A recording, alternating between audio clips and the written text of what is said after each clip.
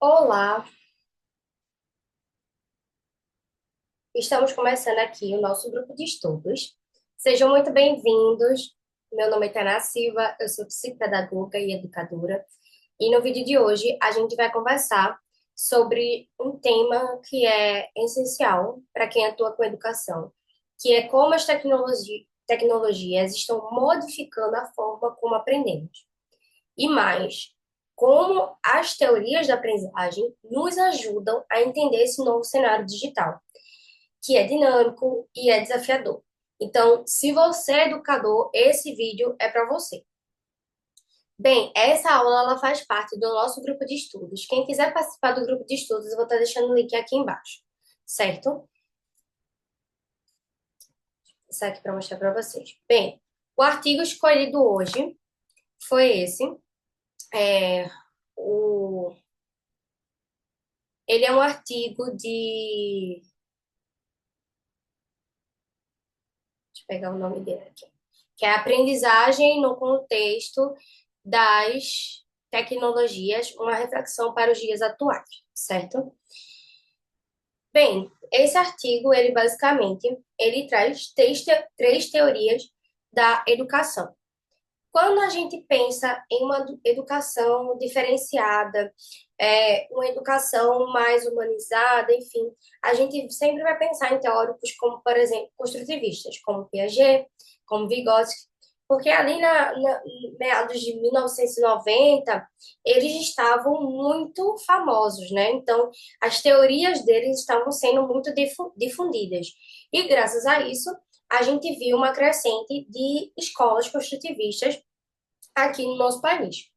Porém, isso só, hoje em dia, essas teorias, elas não são mais o suficiente. Ou seja, somente elas não é o suficiente. Por quê? Desde 1990, o mundo mudou bastante.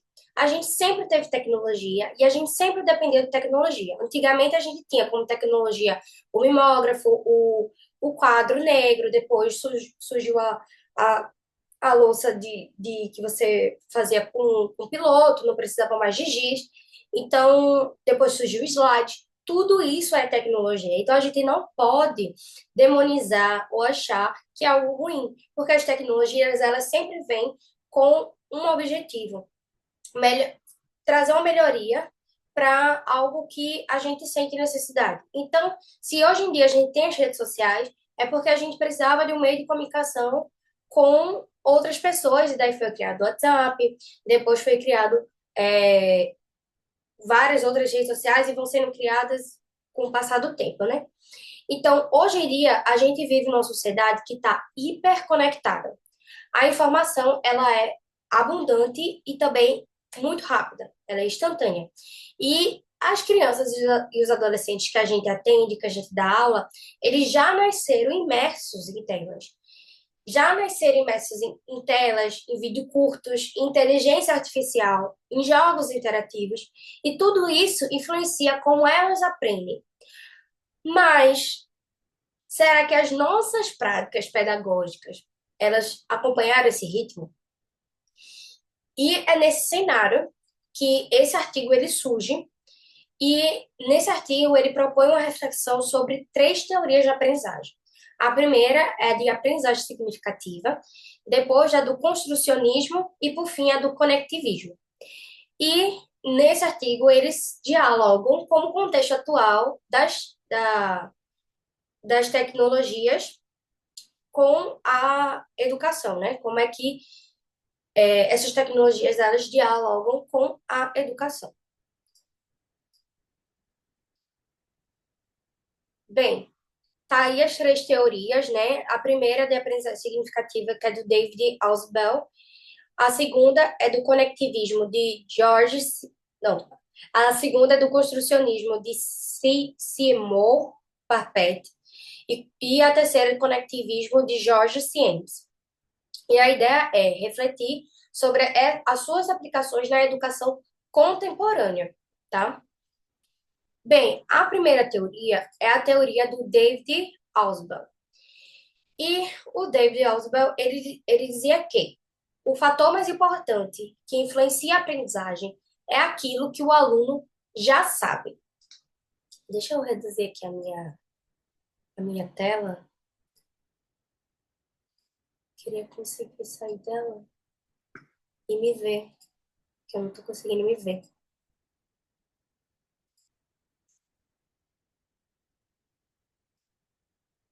Eu nem sei se eu tô aparecendo também para vocês. Ah, consegui colocar aqui.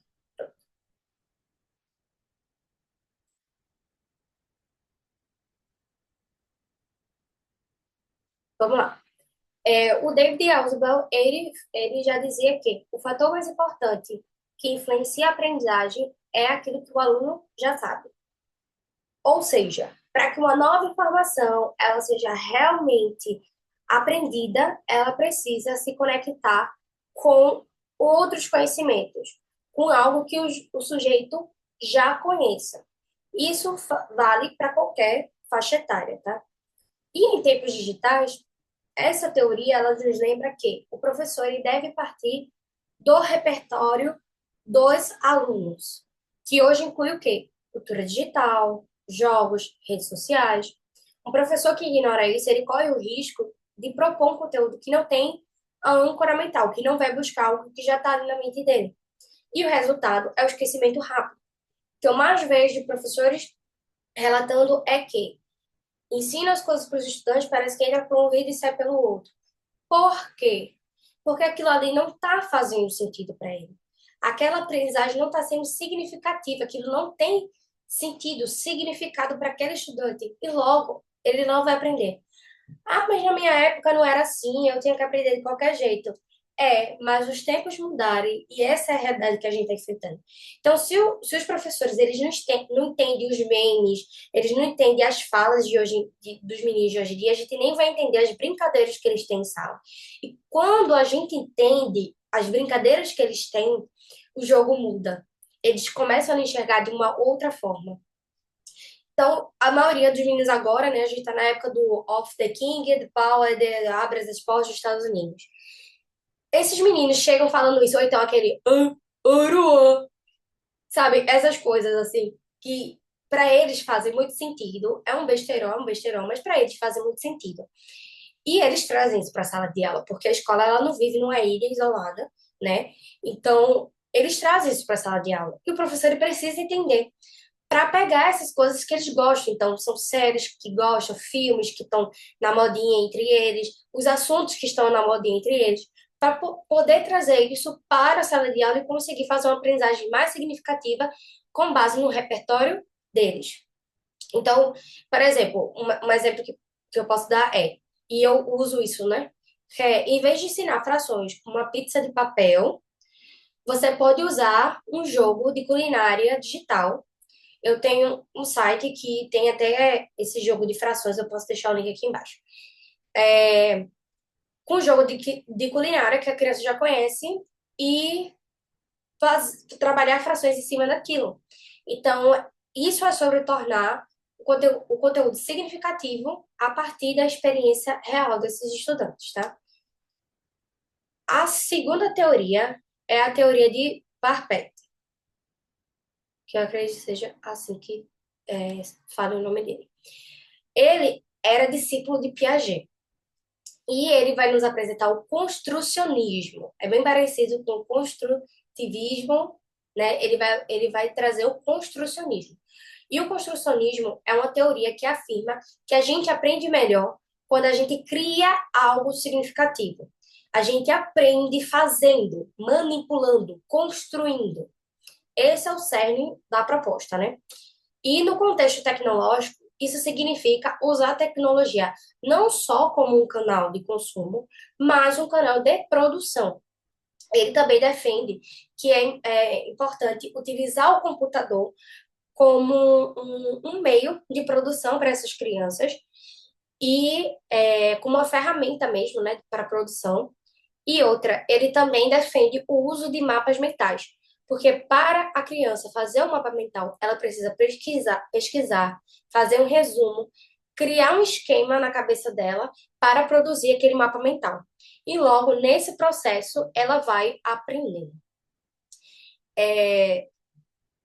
No contexto tecnológico, isso significa que a gente vai utilizar a tecnologia não só como um canal de consumo, como é muito utilizada, mas também como um canal de produção.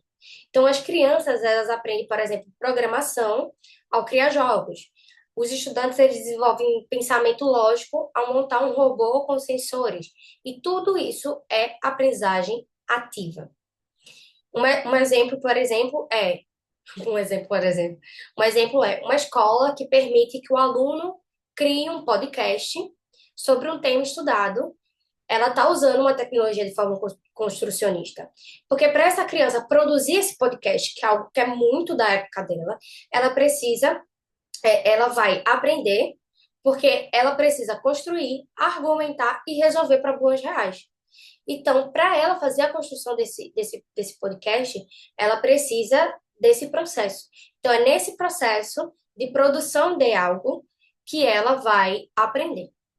Já a teoria do conectivismo de Siemens, ela já nasce na era digital.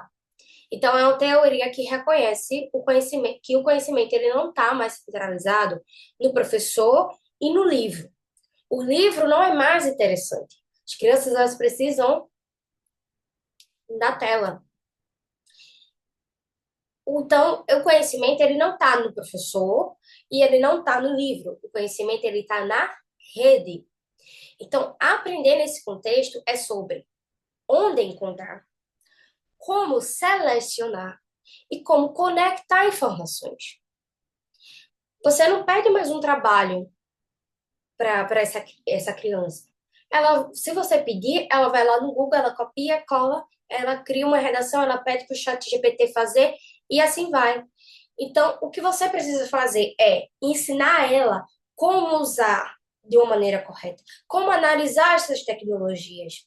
Então, se você pede para o chat GPT construir um texto, você vai pedir para esses estudantes analisar esse texto construído pelo chat GPT, analisar as produções desse chat GPT.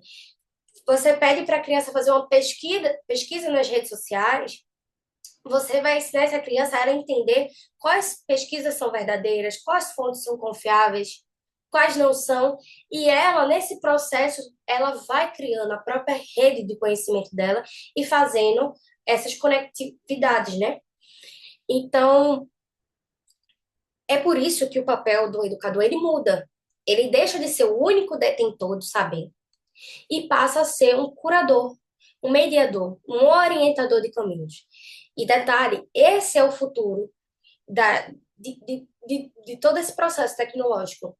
Vai ser muito mais importante o papel de um curador, uma pessoa que faz uma curadoria das informações, do que aquela pessoa que vai lá e produz. Por quê? Com o passar do tempo, as inteligências artificiais elas já fazem isso e elas vão continuar fazendo. Essas produções, essa coisa mecânica de produzir algo, a IA já está fazendo. Agora, a diferença é do olhar da pessoa que faz uma curadoria sobre aquilo, que orienta caminhos certos para realizar determinadas atividades, que é a pessoa que dá o comando para a inteligência artificial para ela saber o que ela vai fazer. E além disso, o conectivismo, ele parte do princípio de que o conhecimento ele se atualiza constantemente. Então, a aprendizagem, hoje em dia, ela se torna fluida. A gente vem falando de questões de fluidez nos relacionamentos amorosos, que hoje em dia o amor é líquido, tem um livro bem famoso que chama O Amor Líquido, né? Tudo é muito líquido, tudo é muito fluido, porque tudo muda constantemente e rapidamente. Em uma semana surge um meme, na outra semana já surge outro e as coisas são muito rápidas.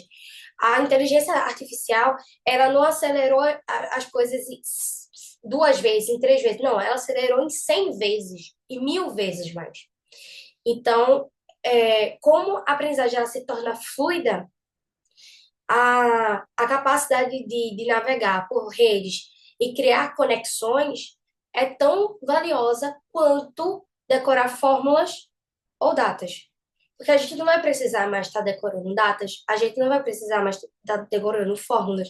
Porque tudo, hoje em dia a gente não precisa nem decorar os números, os endereços dos lugares, porque tem Waze, tem GPS, tem a agenda telefônica do celular. Antigamente as pessoas sabiam vários números, hoje em dia só sabe o essencial para caso um telefone de emergência. E muitas das crianças nem isso sabem. Então, isso não é mais o essencial. As coisas elas estão mudando. Então, um exemplo prático é um aluno que assiste a um vídeo no YouTube, complementa com uma trend do Twitter, discute num fórum e escreve um resumo no Google Docs. Ele está aprendendo de forma conectiva. Então, ele assiste um vídeo de uma informação lá no TikTok, ele complementa com um documentário que tem na Netflix, ele faz uma trend lá no Twitter, ele comenta em um blog, ele produz num blog, ele faz um material no Google Docs. Ele não está fazendo, ele vai fazer no Google Docs. Então, dessa forma, esse aluno ele está aprendendo de forma conectivista, né? E essas teorias, elas são concorrentes? Elas batem umas com as outras? Não. Essas teorias, elas não são concorrentes. Muito pelo contrário, elas são complementares. Você percebe que na primeira teoria, a criança ela precisa ter o conhecimento prévio. Na segunda teoria, ela precisa produzir, muitas vezes através de um computador, de uma ferramenta como um computador. E a terceira teoria, ela vai produzir com base no que ela já se interessa, na sua aprendizagem significativa, e ela vai produzir algo para as redes, conectando essas redes. Ela não vai utilizar apenas uma rede, ela utiliza várias redes para fazer uma conexão. E isso ela também ela pode conversar. Na sala de aula, ela vai conversar ali com os coleguinhas de turma, mas na internet ela consegue conversar e expandir isso para mais pessoas. Então, tem muita gente formando opiniões, dando aulas, enfim, fazendo isso aqui que eu estou fazendo no YouTube, em fóruns, em blogs, em podcasts, em diversos lugares, e chega para o mundo inteiro, porque isso se expande. Óbvio que o acesso de crianças e adolescentes não deve ser solto, liberado. Precisa de uma curadoria de um adulto, precisa de uma mediação de um adulto. E o professor, na sala de aula, ele faz parte desse processo de fazer esse controle, para que as coisas não fiquem soltas, porque a gente sabe que tanto tem um lado bom quanto tem um lado muito negativo das tecnologias, das novas tecnologias, né? É, essas três teorias, elas não são concorrentes, né? Elas são complementares. E em sala de aula e na vida, o processo de aprender, ele pode começar com algo significativo, ser aprofundado pela criação e expandido com conexões em rede. E o papel do educador moderno é saber transitar entre essas abordagens. Isso exige uma escuta, um planejamento e uma abertura para ressignificar a prática docente. Aqui, aqui é uma tabela com as três teorias, certo? E, bem, para finalizar, né? Eu queria fazer uma pergunta para vocês. Será que estamos preparando nossos alunos apenas para provas ou estamos ensinando eles a pensar, criar e navegar pelo conhecimento de forma autônoma? Mais do que ensinar conteúdos, o nosso papel é formar sujeitos que são críticos, criativos e sujeitos que estão conectados. E as tecnologias, quando elas são bem utilizadas, elas são aliadas poderosíssimas nesse processo. Então, se esse conteúdo fez sentido para você, curte o vídeo, se inscreve aqui no canal, que eu vou estar disponibilizando no canal essa aula, e compartilha com os outros educadores que também acreditam que a aprendizagem ela pode e ela deve ser transformadora. Vou estar disponibilizando aqui a nossa referência, e aqui são as próximas datas dos próximos encontros. Todos os textos são decididos no grupo lá no WhatsApp, e a gente faz o debate em aula. E para quem assistiu até aqui, me conta Me conta aqui nos comentários quais dessas teorias mais se parece com o seu jeito de ensinar e de aprender.